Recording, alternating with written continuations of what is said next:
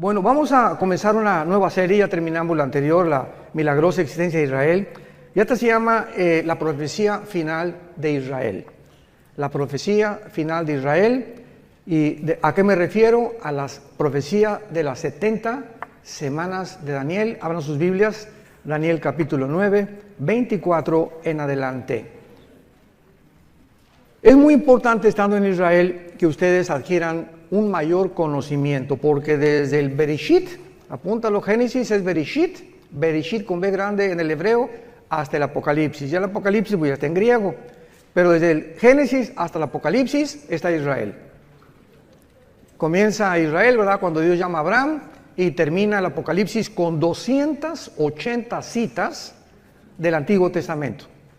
Entonces es lógico que un cristiano que ha entrado a este libro maravilloso, porque Cristo fue judío, la primera iglesia fue judía, los apóstoles eran judíos, y nos han dejado un legado a nosotros, los gentiles, para que nosotros podamos aprender de ellos lo que nos dejaron escrito, y que podamos entender no solamente su cultura, sus costumbres. Ahora que están aquí, les aseguro, en Israel vas a comenzar a leer la Biblia de una forma diferente. Ya vas a ver Capernaum, pues a Capernaum, ¿verdad? Nos viene el Caná, y comenzamos ya a ubicarnos un poco más dentro de la estructura histórica y geográfica y arqueológica de las Sagradas Escrituras. Entonces es maravilloso. Estos viajes a Israel son tan importantes, y finalmente pues aquí vamos a vivir eternamente, ¿verdad? Claro que después bajará la Nueva Jerusalén, pero aquí estaremos en el milenio reinando con Jesucristo y el rey David como gobernante de Israel. Así que será maravilloso el futuro que nos espera a todos los que seguimos a Jesús. Vamos a dar lectura a este pasaje, pero quiero comenzar desde el versículo 20. Daniel 9, versículo 20 al 27, porque vamos a cubrir este pasaje en dos conferencias, la de hoy en la noche y la terminaremos en Jerusalén. Dice así: aún estaba hablando y orando y confesando mi pecado, está hablando Daniel, y el pecado de mi pueblo Israel, y derramaba mi ruego delante de Jehová mi Dios por el monte santo de mi Dios. Aún estaba hablando en oración cuando el varón Gabriel, a quien había visto en la visión al principio volando con presteza, vino a mí como a la hora del sacrificio de la tarde, y me hizo entender y habló conmigo diciendo: Daniel, ahora he salido, o sea, bajó desde el cielo Gabriel, he salido para darte sabiduría y entendimiento. Al principio de tus ruegos fue dada la orden, y yo he venido para enseñártela, porque tú eres muy amado. Entiende pues la orden y entiende la visión. Me detengo aquí rápidamente. Daniel se encontraba en este tiempo en Babilonia, y Daniel fue movido después a Medo-Persia. Estuvo casi 70 años, 67, 70 años en el exilio. El rey Nabucodonosor rodeó, sitió Jerusalén y se llevó más de 50,000 judíos a Babilonia, lo que es actualmente Irak. Entonces, si ustedes ven Babilonia en la Biblia, es Irak. Pertenece a la zona geográfica entre Siria, Irak o la Mesopotamia. Entonces, Daniel iba entre esos judíos que fueron llevados a Babilonia, él y 3 de sus amigos. Tendría como 16 o 17 años de edad. Y en el capítulo 1 de Daniel vemos que el rey Nabucodonosor se fija en ellos. Parece que eran muy bien parecidos estos muchachos, se distinguían de muchas personas, y los agarró el rey Nabucodonosor y los apartó y dio órdenes a su jefe y les dijo: a estos muchachos entrénenlos. Quiero que los entrenen en la lengua, en las costumbres y en la comida de los babilonios. Sin embargo, Daniel, a esa edad tan temprana, tenía convicciones profundísimas acerca de la santidad y del temor de Dios. Entonces ellos oraron y decidieron no participar de los alimentos, porque ya saben que los judíos comen kosher, y muchas cosas estaban contaminadas como el puerco, etcétera, etcétera, y todavía estaban bajo la ley.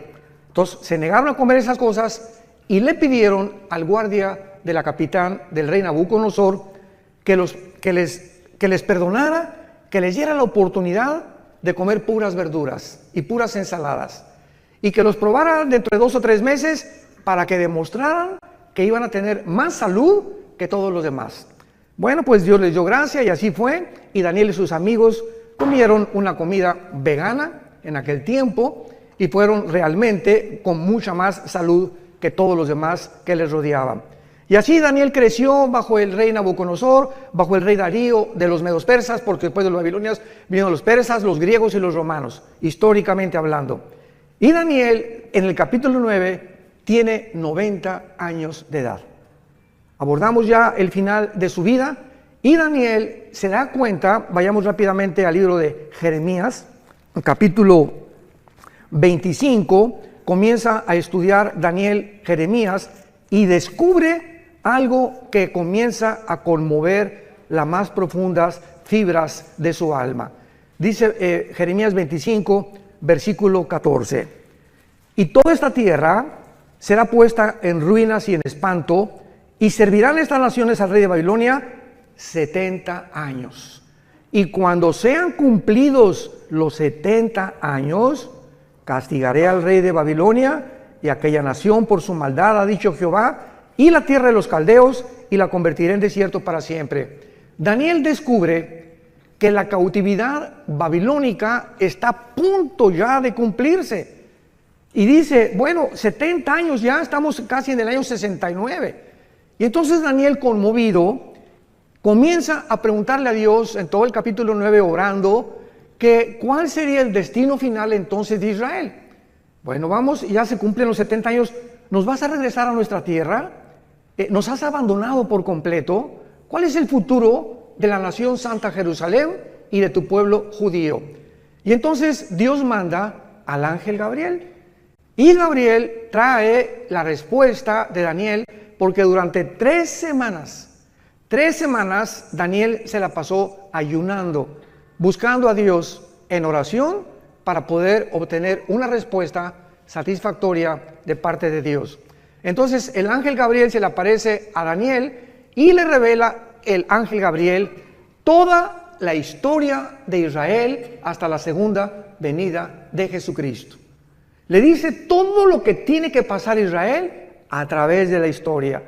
Y cuando nosotros en el siglo XX y XXI somos testigos del regreso de judíos en el 48 y lo que está pasando ahorita y lo que se aproxima, somos los testigos de que solo Dios pudo haber puesto la historia en esta secuencia y en esta cronología sobrenatural.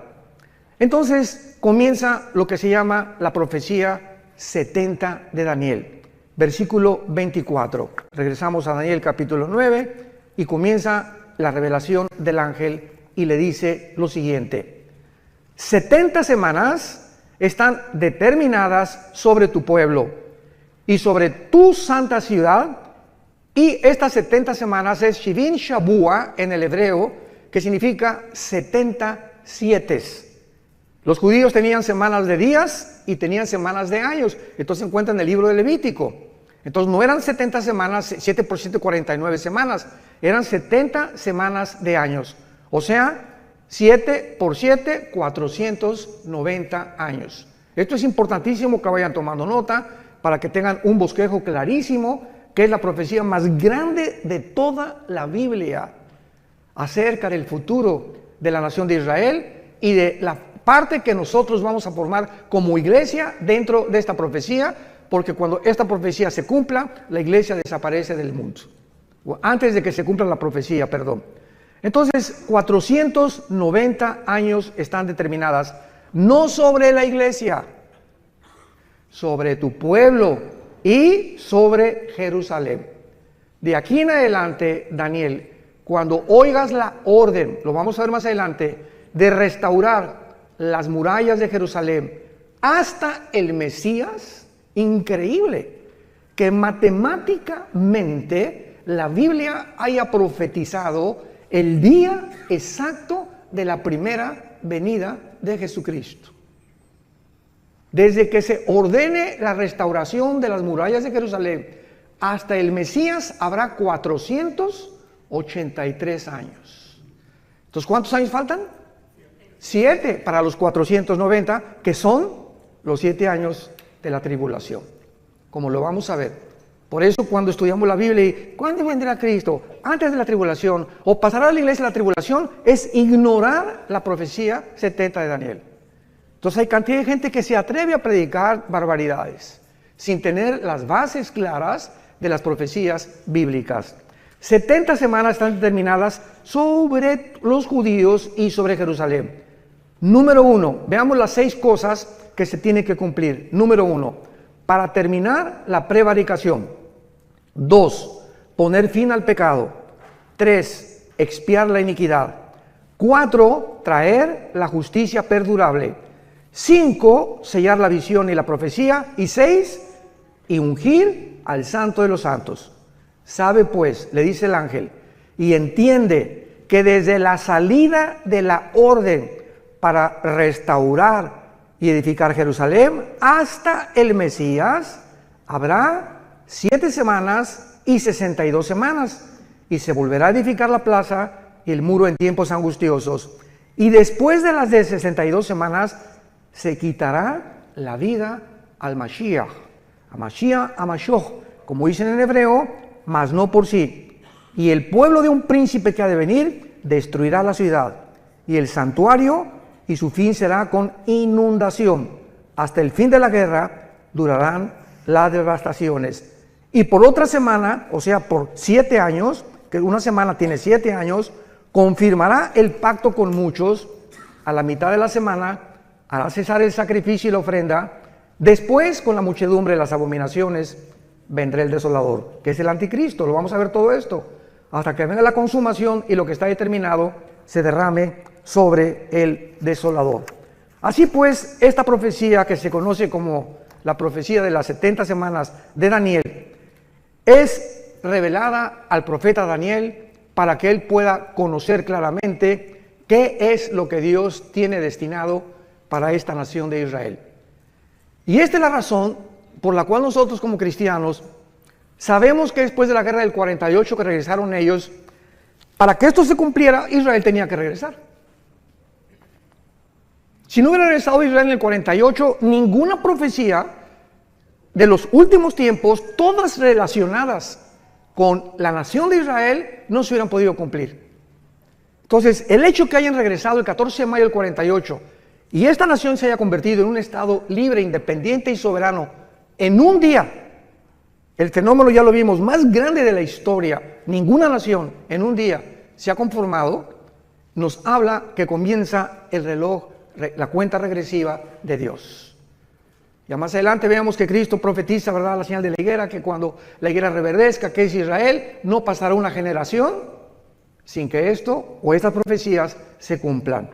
Muy bien, ahora veamos los detalles punto por punto de esta profecía. 6 cosas le menciona el ángel Gabriel para que se cumplan los 490 años. Número 1, terminar la transgresión.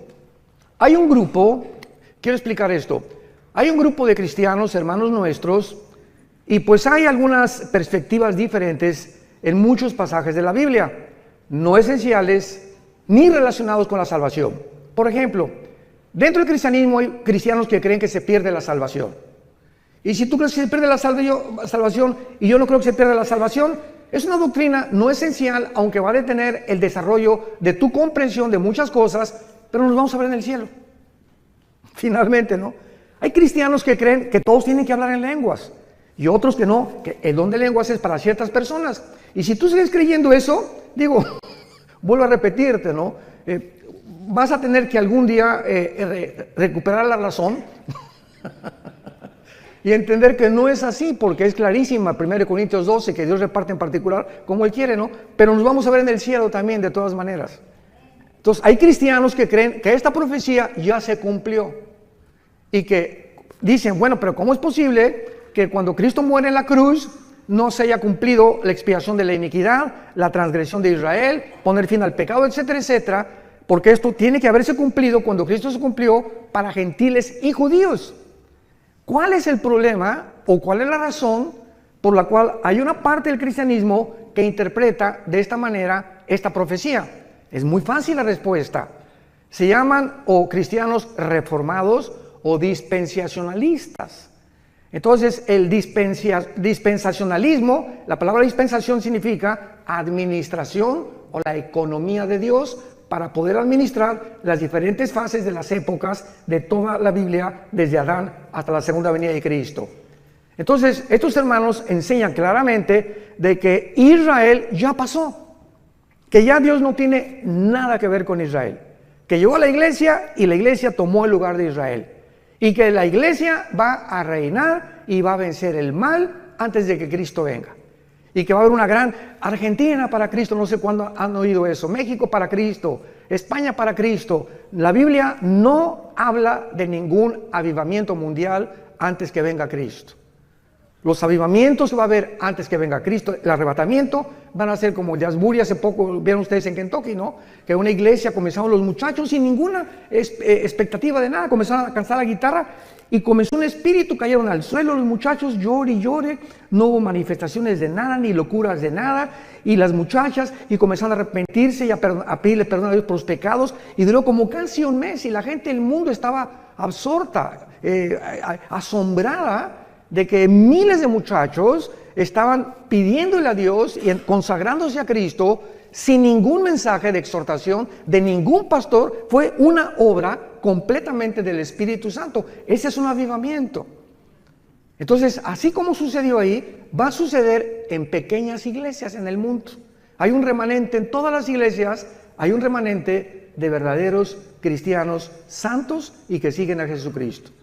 Así como en todas las iglesias del mundo entero, casi la mayoría de los que asisten no son cristianos, personas que nunca se han arrepentido de sus pecados, pero van a la iglesia y diezman y hacen esto y el otro, y vuelvo a repetir, de lunes a viernes viven como el anticristo.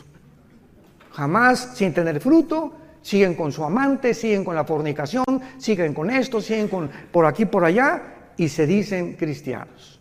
Pero esto está escrito, que la maldad tenía que crecer dentro de la iglesia, iba a leudar la vida de muchos cristianos, que iban a ser arrastrados por el mundo y cuando venga Cristo se quedarán en el arrebatamiento. Y ahí descubrirán que nunca realmente siguieron a Jesús. Muy bien. Entonces, cuando la Biblia dice que se va a terminar la transgresión, Dios no ha terminado con Israel.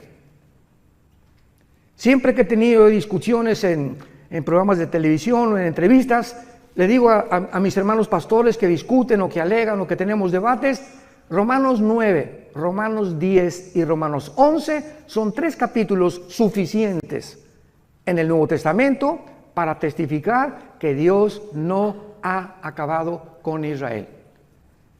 Cristo rechazó a Israel y están en la banca. Y estamos en el partido, la iglesia, ahorita estamos ahí en el Estadio Azteca jugando, pero va a tocar el silbatazo el árbitro y vamos a salir todos los que participamos en el juego y la banca va a entrar al partido final, que es Israel en la tribulación. Entonces, Dios no ha terminado con Israel. No es cierto que la iglesia haya ocupado el lugar de Israel, porque Israel fue una nación o una entidad completamente diferente. Jehová el Padre era el esposo de Israel. Todo esto es simbólico. La iglesia es la novia de Cristo. Israel nunca fue la novia de Cristo. Israel nunca estuvo en el cuerpo de Cristo. Israel nunca fue enterrada y resucitada y sepultada porque el Mesías no había venido. Entonces nosotros somos completamente diferentes. Y esto lo explica claramente el capítulo 2 y 3 del libro de los Efesios. Que ahora la iglesia, ¿verdad? Que un misterio del Antiguo Testamento de la iglesia no existía en el Antiguo Testamento de la iglesia. Ignorar estas verdades y estas doctrinas lleva a muchísimos hermanos a trazar la palabra de verdad chueca. Y con el tiempo, ¿verdad? Pues ya estudiamos un poco más y vamos comprendiendo la palabra de Dios. Entonces, por ejemplo, dice en Zacarías, veamos estas verdades acerca de la conversión final de Israel. Entonces, la muerte de Cristo quita las transgresiones de nosotros, pero Israel le rechazó como Mesías. Y de Cristo en nuestros días, todos los judíos que aceptan al Mesías forman parte de nosotros. Forman parte de la iglesia. Se les llama judíos mesiánicos. ¿Se acuerdan de la barca, el que comenzó a cantar? Era judío y no le dio vergüenza, gloria a Dios. Y enfrente de todos, yo soy judío mesiánico. Creo que Jesús es el Mesías. Y como él se calcula que hay actualmente 185,000 judíos de papá y de mamá, que creen que Jesucristo es el Mesías. Pero finalmente, o sea, es un remanente. Pero esos judíos que se llaman mesiánicos forman parte de la iglesia. Porque ahora en la iglesia no hay judío, ni griego, ni gentil, ni español. Ahora somos todos el mismo cuerpo de Cristo. Ya no hay acepción de personas. En el Antiguo Testamento, solamente los judíos. En el Nuevo Testamento, de todas las nacionalidades del mundo. Pero Dios no ha terminado con Israel. Y veamos en Zacarías 12, de qué forma la Biblia nos muestra claramente que en la segunda venida de Cristo se van a arrepentir. Dice así, Zacarías 12, 10 y 11. Y derramaré, está hablando de todo este pasaje, Zacarías 12, 13 y 14, habla de la segunda venida y del Armagedón y del tiempo del milenio. Derramaré sobre la casa de Israel, dice la Biblia, espíritu de gracia y de oración sobre la casa de David. Sobre la casa de David y sobre los moradores de Catepec, dice. No, ¿verdad? Ni de Toluca. Sobre los moradores de Jerusalén. Espíritu de gracia y oración. Y mirarán a mí, a quien traspasaron. Y librarán y llorarán como llora por hijo unigénito, afligiéndose por él como quien se aflige por el primogénito. Esto no ha sucedido por el amor de Dios. Y luego si lees Apocalipsis 1, 7 y 8, y mirarán al que traspasaron y llorarán, se vuelve a repetir el apóstol Juan, lo que dice 600 años el apóstol, el profeta Daniel, que cuando Cristo venga, ¿con qué él era el Mesías? Y imagínense nada más la frustración que tendrán, que le negaron, se fueron en contra de él, persiguieron a sus hermanos, nos persiguieron a nosotros, y se encuentran con Jesucristo, es el Mesías. Porque ahorita los judíos ortodoxos, ustedes ven, los de negro, que traen como caireles así, con sombrero, todos de negro vestidos, ¿verdad? Caminan así. No pelan a nadie, no se voltean a nadie, son los fariseos, los shavarín del siglo XXI. Así eran los fariseos en el siglo de Cristo, orgullosos, y esto y el otro, y por aquí y por allá, y no tenían empatía por nadie, una mujer ahí llorando, no le hacían caso, te acercabas a ellos y te miraban así. No han cambiado absolutamente nada. Y ahora que vamos a Jerusalén, cuando vamos al muro, vamos a ir al muro de los lamentos, van a verlos a todos ellos, ¿no? Una religiosidad, pero tremenda, dicen los jóvenes, cañón. Entonces, ahorita Israel tiene dos espíritus. El espíritu de una religiosidad asfixiante y un libertinaje sexual como jamás había existido. Tel Aviv, capital de los gays del mundo entero. Estaba en Madrid el año pasado, ya se cambió a Tel Aviv. Y bíblicamente va a ser la última capital de ellos, porque Apocalipsis 11 habla y dice, Jerusalén será como Sodoma y Gomorra. Fíjense nada más, hace 2000 años se profetizó en Apocalipsis que llegaría el tiempo en que se convertiría como Sodoma y como Egipto. Y ya lo estamos viendo con nuestros propios ojos. Muy bien. Y dice el capítulo 13 de también Zacarías, versículo 1, y en aquel tiempo, está hablando el mismo tiempo cuando venga el Mesías, habrá un manantial abierto para la casa de David y para los habitantes de Jerusalén, para la purificación del pecado y de la inmundicia. Hasta que venga Jesucristo en la tribulación, van a ser purificados, van a enfrentarse con la limpieza de sus pecados. Es la primera condición de la profecía de Daniel, terminar la prevaricación. Y en el capítulo 14 de Zacarías, esto es precioso porque habla de la segunda venida de Cristo, Zacarías 14, versículo 4, y se afirmarán los pies, está hablando cuando venga Cristo, en aquel día, sobre el monte de los olivos, cuando venga Cristo, ¿dónde va a poner sus pies? Donde fue crucificado. Ahí se va a volver a parar Jesús, que está enfrente de Jerusalén al oriente, y el monte de los olivos se partirá, escuchen esto, Cuando venga Jesús y se pare ahí, se va a partir por el medio, hacia el oriente y hacia el occidente, haciendo un valle muy grande. Y la mitad del monte se apartará al norte y la otra mitad hacia el sur. Cuando venga Cristo, vean esto, se hace una rajada en la tierra en forma de cruz. Se vuelve a hacer la cruz, pero ahora no entre el cielo y la tierra, ahora en la tierra, así, del norte a sur, de oriente a occidente. Y dice el versículo 9, y Jehová será rey sobre toda la tierra en aquel día, Jehová será uno y uno su nombre. ¿Cómo se puede entonces entender de que esto ya pasó? O de que esta profecía se va a cumplir ya cuando Jesús vino, por no entender la diferencia entre Israel y la iglesia. Nos remontamos al mismo común factor denominador. Vayamos al segundo punto, Daniel 9, segunda condición. En segundo lugar, poner fin al pecado. Poner fin al pecado. Vayamos a Jeremías 31, otra profecía para el futuro, para Israel, cuando se les impartirá vida espiritual nueva a los judíos. En el 48, santos de Dios, en el 48, 1948, del siglo pasado, Israel resucitó nacionalmente. No han resucitado espiritualmente. Entonces regresaron a su tierra en incredulidad y siguen en incredulidad. ¿Cuándo todo Israel se convertirá al Mesías? Cuando Jesucristo regrese por segunda vez.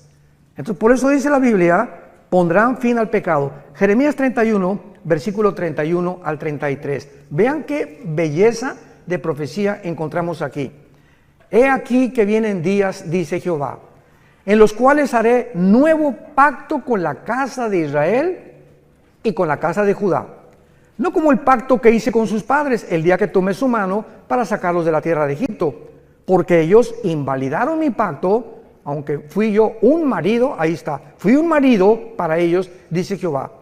Pero este es el pacto que haré con la casa de Israel. Después de aquellos días daré mi ley en su mente, la escribiré en su corazón, yo seré para ellos Dios, y ellos me serán a mí por pueblo. Este pacto, que es el pacto de sangre, Hebreos capítulo 8, nosotros somos los beneficiarios. Porque nosotros que somos la iglesia, en el momento que recibimos al Espíritu Santo, comenzamos en nuestra mente a conocer las leyes de Dios, y dichosos los que las guardan en su corazón. Bendito sea el varón que día y noche medita en este libro de la ley, que guarda en su corazón las palabras de Dios y las enseña a su esposa, las enseña a sus hijos, porque esa será la casa que yo bendeciré, dice Jehová de los ejércitos. Entonces, esto es para el futuro.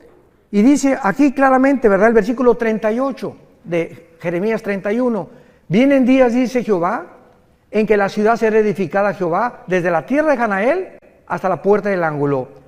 Y saldrá más allá del cordel la medida, el collado de Gareb, y rodeará todo lo que es Goa. Y todas estas regiones actualmente no han sido ni restauradas ni reedificadas, como lo será en la segunda venida de Jesucristo.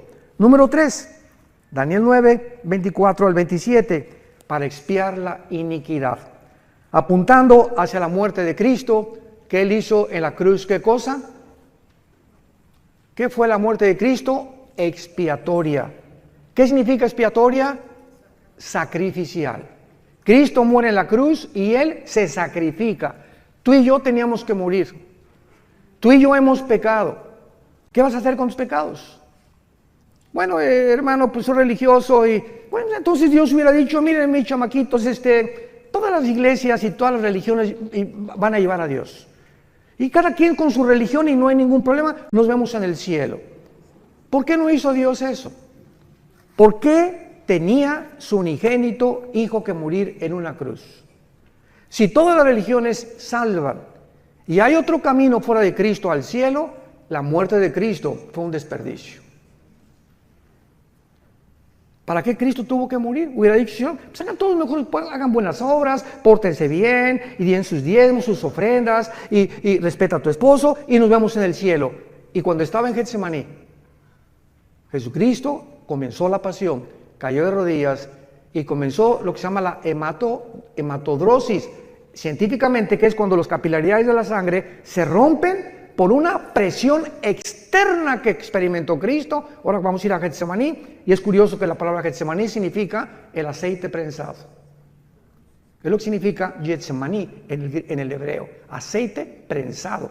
Y ahí comienza Cristo a ser prensado, apretado, y sale la sangre. Y Jesús grita: Padre, si es posible, ¿habrá otra forma en la que puedas perdonar a la raza humana? ¿Por qué no les dice nada más que se portan bien, Señor? Que cada quien tenga su religión y todo.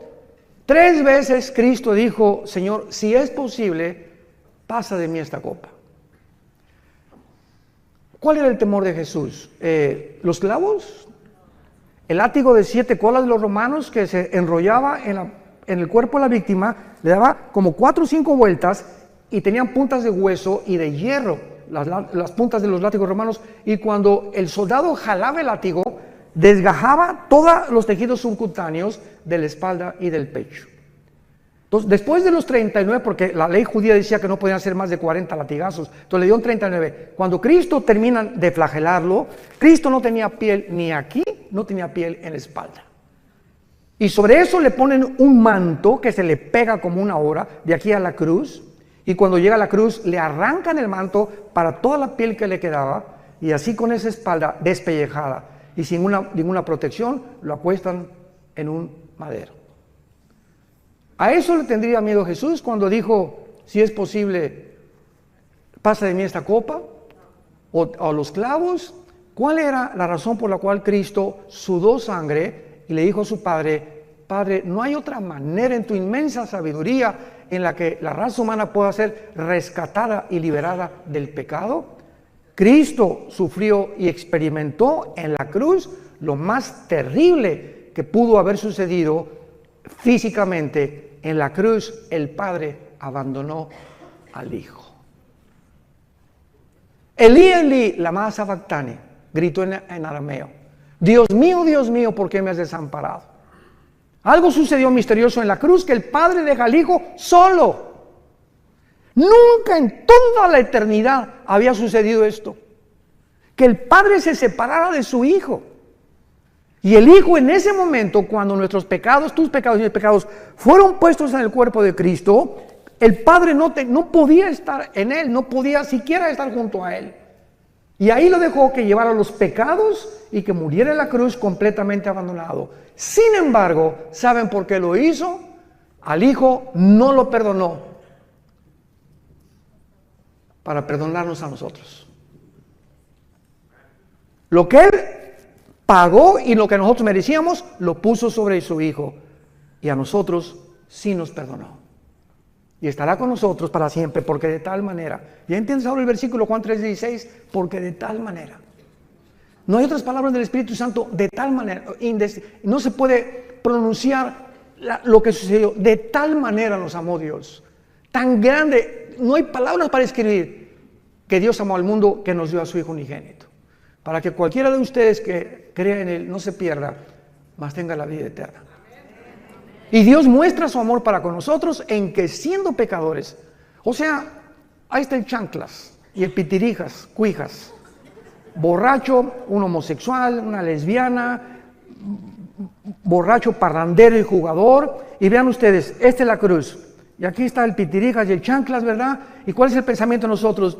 Es que la adúltera, aquí está la mujer adúltera, el hombre adúltero, el hombre misógino, llámale como quieras al ser humano. Y el ser humano piensa que antes de acercarse a Dios, tenemos que dejar de ser borrachos, tengo que dejar de ser adúltero, tengo que dejar de ser alcohol. Tenemos que dejar de pecar y entonces venimos a Dios y nos acepta. Y la Biblia dice: ven cómo estás. ¿Eres homosexual? ¿Eres borracho? ¿Eres un adúltero? ¿Tienes 3 amantes? ¿Has hecho 8 abortos? ¿El pitirijas cuántas muertes? Señor, he matado a 30 personas. Así como estás, con toda la mugre y los pecados que tengas, ven a la cruz y cree lo que hice yo por ti. Y cuando yo entre a tu vida, te limpio de todo y todo tu pasado es borrado completamente. Y te daré el poder ahí mismo en la cruz para que comiences una vida nueva.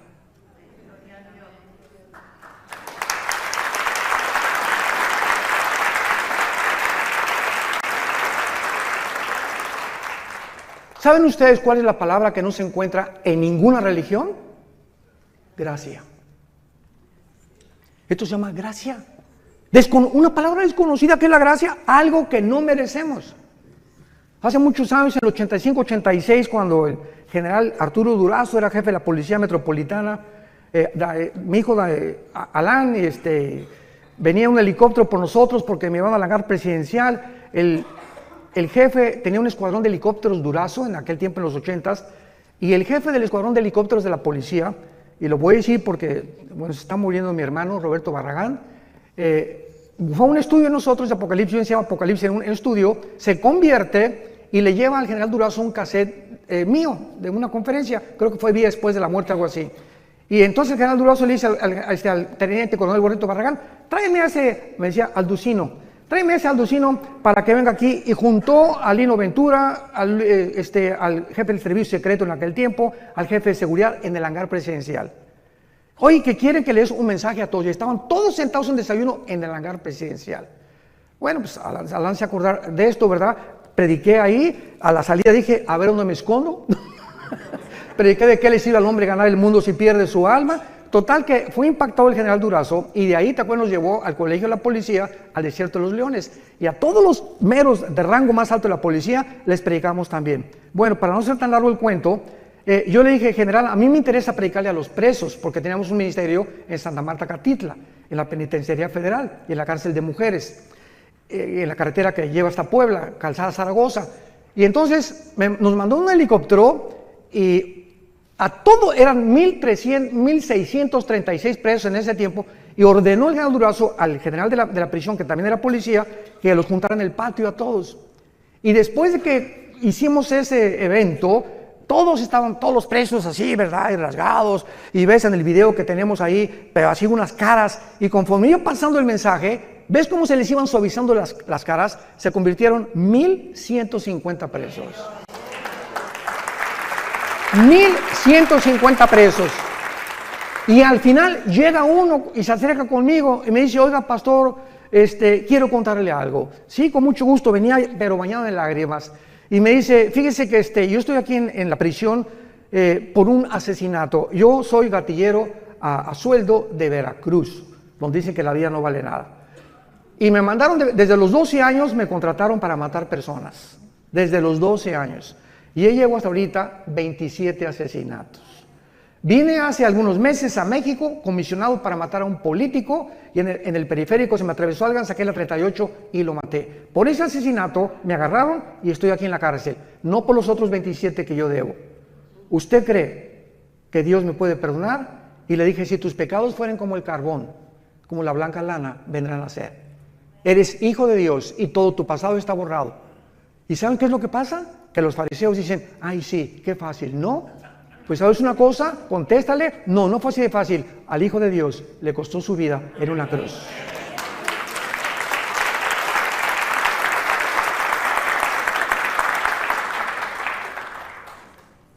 Cuando comprendemos ese amor tan grande, ¿cómo podemos atrevernos a seguir pecando? ¿Cómo podemos atrevernos a creer que nos puede ir bien cuando nos ha sacado Dios de la mugre del basurero donde estábamos todos, y creer que todavía el mundo nos tiene algo que ofrecer y no seguir las pisadas de Jesucristo? ¿Cómo podemos ser tan locos dentro del cristianismo de creer que el mundo tiene algo todavía mejor que Jesús? En tercer lugar, dice la Biblia, para expiar la iniquidad. En cuarto lugar, traer la justicia perdurable. Esto se refiere al reinado milenial cuando venga Jesucristo. Veamos qué hermoso pasaje en Isaías capítulo 11, cómo se describe la vida del milenio profetizada 700 años antes que el Mesías viniera a la cruz. Isaías 11, saldrá una vara del tronco de Isaí. ¿Quién era Isaí? El papá de Jesse, el papá de David. Saldrá, y siempre la Biblia habla como una rama, o como vástago nos habla, que crecemos como un árbol y damos fruto. Y un vástago retoñará de sus raíces y reposará sobre él. Está hablando de Jesús, el Espíritu de Jehová. 1, 2, Espíritu de sabiduría, inteligencia, consejo, poder, conocimiento y temor de Jehová. Son las 7 manifestaciones del Espíritu Santo. Y la única persona que ha tenido estas 7 manifestaciones ha sido Jesucristo. Por allá tú tienes una, el otro tiene 2, el otro tiene 3, etcétera, etcétera. Pero sobre él estaba toda la deidad de Dios. Jesucristo era 100% hombre y 100% divino. Así que en él reposaba todo completamente, no le hacía falta nada. ¿Cómo le iba a hacer falta algo si él mismo era Dios? Y luego dice en el versículo 6, morará el lobo con el cordero, el leopardo con el cabrito se acostará, el becerro y el león y la bestia doméstica andarán juntos, y un niño los pastoreará. La vaca y la osa pasarán, sus crías se echarán juntas, y el león, como el buey, comerá paja, y el niño de pecho jugará sobre la cueva del áspid, y el recién destetado extenderá su mano sobre la caverna de la víbora. No harán mal ni dañarán en todo mi santo monte, porque la tierra será llena del conocimiento de Jehová, como las aguas cubren el mar. ¿Cuándo será esto? Cuando regrese Jesucristo y reinemos con él 1000 años en este mundo.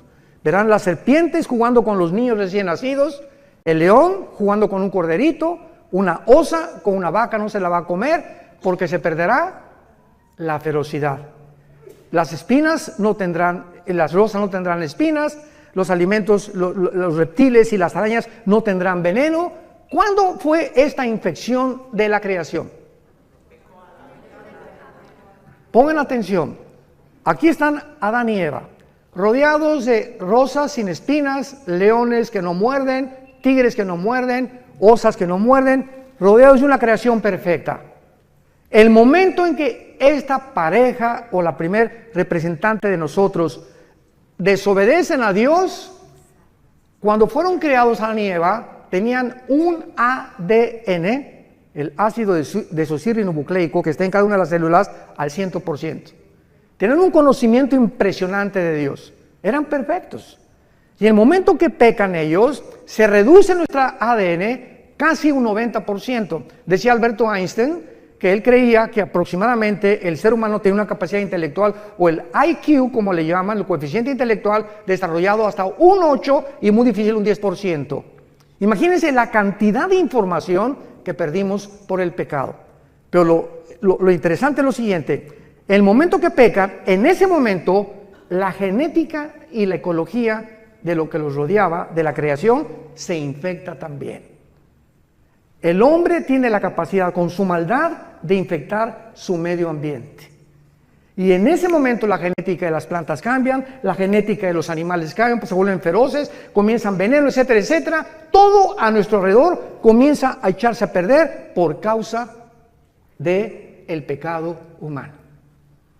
Y esta es la razón por la que nos encontramos en el siglo XXI en un mundo que el planeta Tierra, COVID, ya tiene COVID, pero 5 veces le ha dado COVID al planeta Tierra. El planeta Tierra es así, no hay aire, no hay alimentos, los mares contaminados, los ríos contaminados, la comida contaminada, ahora comida transgénica, inventando Red Bull, Coca-Cola, Monster, etcétera, etcétera. Cochinada y media hemos acabado con toda la creación.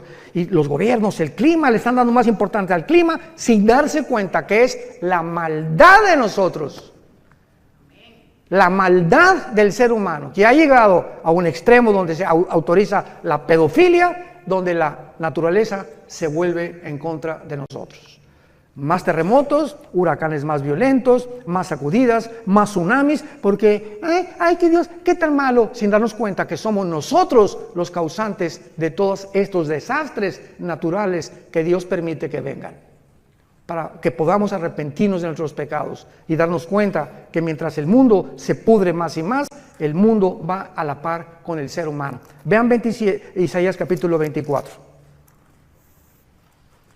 Esto fue profetizado tal como lo estoy narrando en el capítulo 24 de Isaías, hace 2000, señoras y señores, hace 2700 años, el profeta Isaías vislumbra, ve, tiene una visión del mundo del siglo XXI. Escuchen, Isaías 24, del 3 al 6. La tierra, ¿hace cuánto fue escrito esto? 2700 años. La tierra será enteramente vaciada, completamente saqueada, porque Jehová ha pronunciado esta palabra. Se destruyó, cayó la tierra, enfermó, cayó el mundo, enfermaron los altos pueblos de la tierra, y la tierra se contaminó bajo sus moradores. ¿Por qué? Porque traspasaron las leyes, falsearon el derecho y quebrantaron el pacto sempiterno. Por esta causa, la maldición consumió la tierra. Sus moradores fueron asolados, por esta causa fueron consumidos los habitantes de la tierra y disminuyeron los hombres. Versículo 19, será quebrantado la tierra, desmenuzada enteramente. De gran manera la tierra será conmovida. Temblará la tierra como un ebrio, será removida como una choza y se agravará sobre ella su pecado y caerá, y nunca más se levantará. Acontecerá en aquel día que Jehová castigará al ejército de los cielos en lo alto y a los reyes de la tierra sobre la tierra. Y serán amontonados como se amontonan los encarcelados en mazmorra, y en prisión quedarán encerrados y serán castigados después de muchos días. La luna se avergonzará, el sol se confundirá cuando Jehová de los ejércitos reine en el monte de Sión y de Jerusalén, y delante de sus ancianos sea glorioso. 3 razones se mencionan por los cuales el mundo caería. Número 1, hemos falseado el derecho. Cuando Dios nos creó, marcó una línea y dice el Señor, no cruces esa línea, no cruces el alto. Cuando se prenda la luz amarilla, detente, porque si te pasa la luz amarilla, tienes probabilidades de causar un accidente, lastimarte tú y tu familia. De la misma forma, hay leyes espirituales. Nunca tengas sexo fuera del matrimonio. No cometerás inmoralidad. No desearás la mujer de tu prójimo. No fornicarás. No cometerás adulterio. El sexo fue diseñado dentro de la dimensión del matrimonio, nada más. Nunca fuera del matrimonio. Respeta a tus hijos, enseña a tus amigos, y estas líneas de la ética y de la moral las hemos traspasado como nunca en el siglo XXI, donde nos atrevemos a decir que hay más de 2 géneros y autorizar la pedofilia y bueno, tantas cosas que estamos viendo a nuestro alrededor. Hemos falseado el derecho. Número 2, dice la Biblia, quebrantaron el pacto sempiterno. ¿Cuál es el pacto sempiterno? El matrimonio. Es la institución más santa, más sagrada que existe desde el principio de la Biblia hasta el final de la Biblia. El matrimonio es la base, el bastión de toda sociedad. Matrimonios deshechos y perseguidos, la sociedad se tiene que desmoronar, como lo estamos viendo actualmente alrededor del mundo. Divorcios al por mayor. ¿Por qué? Por una ignorancia impresionante. El hombre no sabe cómo tratar a la mujer, y mujeres, pues, como Elizabeth Taylor, 9 maridos, la chulis. La mujer más bonita del siglo XX, 9 maridos. ¿Por qué? Porque pues Pepe no me gustó, Jorge no me cumplió el cargo que yo quería, y Calandrio tampoco me hizo esto, y el otro no me hace los huevos como lo hacía mi mamá, y busque en los hombres la felicidad. Ahí está la mujer samaritana, 5 maridos, ¿se acuerdan? Llevaba 5 maridos la pobrecita, buscando y creyendo que un hombre u otro mejor matrimonio, otra mujer, te va a hacer feliz. ¡Qué cosa tan tonta del ser humano! Se calculan los psicólogos que el segundo matrimonio es peor y el tercero es peor todavía cuando hay adulterio y cuando lo hiciste por adulterio. ¿Cómo te puede ir bien en la vida de esa manera? Y creyendo siempre, no, esta mujer no, hay otra mejor, y esta está más guapo, y esta está más bonita, y esta está 20 años más chica que yo, y me voy con las chamaquitas, etcétera, etcétera. Esa es la mente sin freno, las pasiones desenfrenadas del ser humano que lo llevan a estrellarse contra la pared. Y hombres que pierden su esposa, pierden sus hijos, su trabajo, la vergüenza, simplemente por media hora de placer. Y por muchachas que creen con la cara del lobo y cocodrilo que tienes, que porque estás... ¿verdad? Como dicen en mi tierra, viejos rabo verdes. Y finalmente se encuentran con el juicio final de Dios por haber violado el pacto sempiterno de Dios. No sé, se nos acabó el tiempo, vamos a continuar con esto en Jerusalén, pero es importante que nosotros podamos ver esta profecía aunada a lo que estamos viendo para que entendamos que Dios no ha acabado con esta nación. Y ahora nos trae a nosotros, no se imaginan la cantidad de viajes que hay aquí a Israel desde hace muchos años, ¿verdad? como a todos los guías y a todos los judíos que me he encontrado en estos días por acá, mi esposo y yo teníamos 10 años que no veníamos a Israel. En 2013 fue la última vez que venimos. Alan viene más seguido, pero nosotros teníamos 10 años que no veníamos. Siempre les digo a todos los judíos, ¿sabes una cosa? Que es increíble cómo Dios los ama. Hoy Alan me presentó al gerente del restaurante, estamos platicando y me dice, ¿tú qué haces? Le digo, voy a enseñar en la noche el libro de Daniel, las profecías de Daniel, y voy a enseñar que Israel, que Dios no ha acabado con ustedes, y se quedó así, porque él también se llamaba Gabriel. Le dije, voy a hablar del ángel Gabriel, tu pariente, le dije. Pero es maravilloso, ¿verdad? Porque ellos se sorprenden que nosotros tengamos un poco más de profundidad en la Torá o en la ley para ellos, que son los 5 libros de la Biblia, que ellos mismos y que los mismos rabinos. Porque dice 2 Corintios 3 que cuando se les caiga el velo van a convertirse. Y ahorita los judíos tienen un velo que les impide ver y entender la realidad de quién es Jesucristo. Padre, te damos gracias en esta noche preciosa, donde nuestros cuerpos, que son el templo del Espíritu Santo, ya no nos pertenecemos a nosotros, ya no podemos hacer lo que querramos con nuestro cuerpo, porque nos has comprado con precio, con tu sangre preciosa, no con oro y plata, sino con tu sangre preciosa que derramaste en esa cruz. Abre nuestro entendimiento, Espíritu Santo, para que podamos comprender la anchura, la altura y la profundidad del amor de Jesús, que sobrepasa todo entendimiento. Gracias, Señor Jesús, el unigénito de Dios. En Él fueron hechos los cielos y la tierra, y todas las cosas fueron hechas, y sin Él nada ha sido hecho. En Él estaba la vida, y la vida era la luz de los hombres. Gracias, Jesús, porque tus apóstoles te palparon, vivieron contigo 3 años y medio, escucharon del verbo de vida, que tú eras la vida.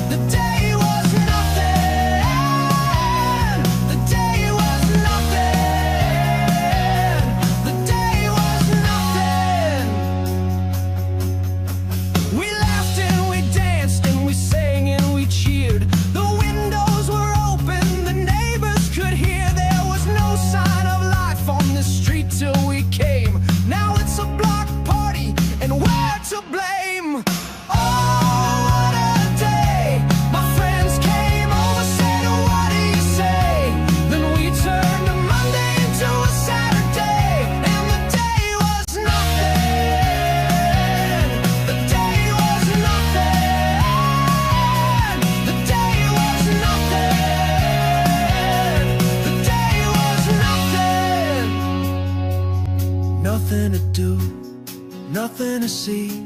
A couple of people and a couple of beers. With nothing to do, nothing to see. A couple of people and a couple of beers. With nothing